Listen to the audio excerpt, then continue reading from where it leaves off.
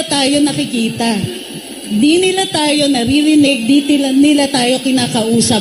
Kung may naririnig sila, alam mong ginagawa? Ginugurgur. Alam niyo ba kung bakit nandito ako? Kasi, nung umalis ako ng palasyo, may trabaho ko.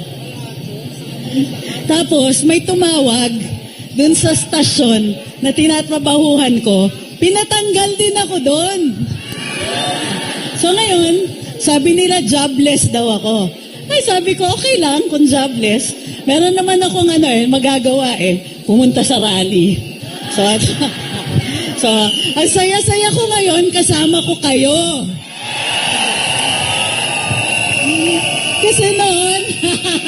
Kasi noon, na nasa palasyo kami, bihira namin kayong makasama. Masyado kaming protektado. At yun po yung nangyayari ngayon. Hindi nila tayo nakikita. Di nila tayo naririnig, nila tayo kinakausap. Kung may naririnig sila, alam mong ginagawa? Ginugurgur.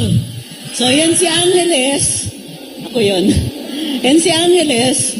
Ay, ang dal-dal-dal-dal yan. Tanggalin sa trabaho. Pues, okay. Ngayon na wala akong boss, di pwede na akong magsalita. Saya.